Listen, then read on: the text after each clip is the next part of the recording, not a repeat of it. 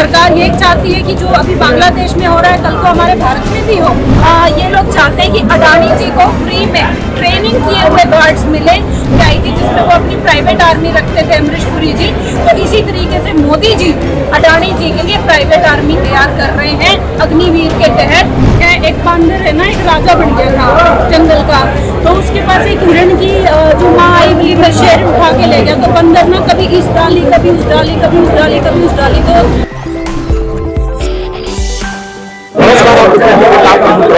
हरियाणा में चुनाव लगभग बढ़ चुके हैं, 2-3 महीने बाद चुनाव है और चुनाव से पहले समर से पहले चुनावी गर्माहट से पहले राजनीतिक उथल पुथल होना, क्योंकि आज कांग्रेस पार्टी में कई अलग अलग पार्टियों के नेता, छोटे बड़े सब नेता ज्वाइन किए। आज हमारे साथ जो यहाँ पे साथ में मौजूद हैं वो एनसीपी में पहले थे, सोनिया गांधी राष्ट्रीय प्रवक्ता है और छात्र राजनीति से आप जुड़ी हुई हैं।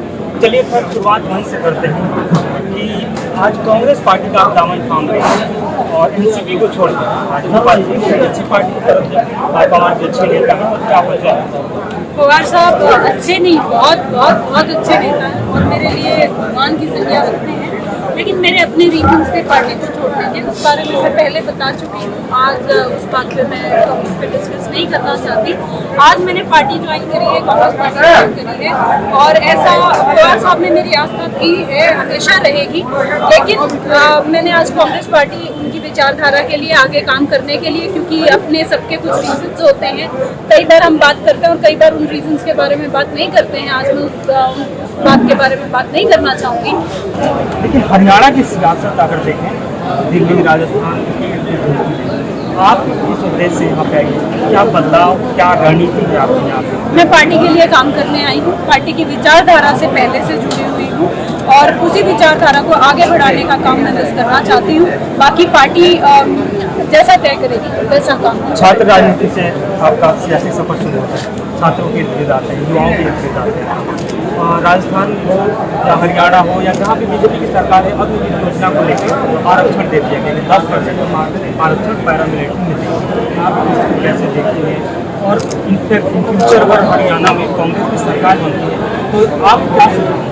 देखिए, पहली बात तो स्टेट अग्निवीर योजना को खत्म नहीं कर सकता। सेंटर की जो सरकार होती है, ये पॉलिसी मेकिंग सेंटर की सरकार के हाथ में होता है। लेकिन जैसे ही अगर इस समय हमारी इंडिया अलायंस की अगर सरकार होती थी तो ये बात पहले से ही तय थी कि अग्निवीर योजना को खत्म किया जाएगा और फिर से सारे नौजवानों को परमानेंट किया जाएगा। क्योंकि जब आप 4 साल 6 साल में आने के बाद क्या करोगे? 20-24 साल की 25 साल की उम्र में आपको क्या ही ज्ञान होता है? आपका दिमाग उतना मैच्योर नहीं होता है। आप आके काम करने की आपकी आदत छूटी जाती है, आप आके गुंडागर्दी करोगे। इसका मतलब सरकार ये चाहती है कि जो अभी बांग्लादेश में हो रहा है कल को हमारे भारत में भी हो।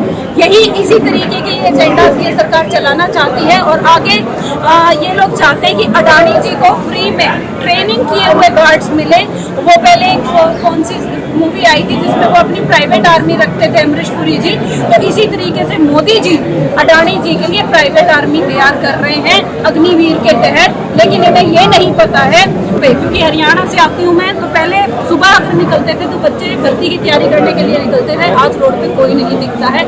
ये हालात है, बच्चे नशे की तरफ जा रहे हैं, बच्चे बाकी ऐसी चीजों की तरफ जा रहे हैं जो उनका मन बढ़ता है। किसानों की बात आप और हरियाणा किसानों को लेकर या पंजाब किसान प्रदेश कैसे, और आज मैंने पढ़ रहा था खबर कि कैबिनेट की बैठक हुई थी, हैप्पी सैनी के 20 प्रस्ताव उन्होंने पास किए जिसमें किसानों को बड़ी सौगात दी गई है, कर्ज माफ कर दिए गए, एक अभियान जो लगता था वो भी हटा दिया गया। एक ना बीजेपी का स्पेशली हरियाणा का ना वो काम हो रखा है, एक बांदर है ना, एक राजा बन गया था जंगल का, तो उसके पास एक हिरण की जो माँ आई मिली में शेर उठा के ले गया, तो बंदर ना कभी इस डाली कभी उस डाली कभी उस डाली कभी उस डाली, तो लेकिन वो बचा नहीं पाया।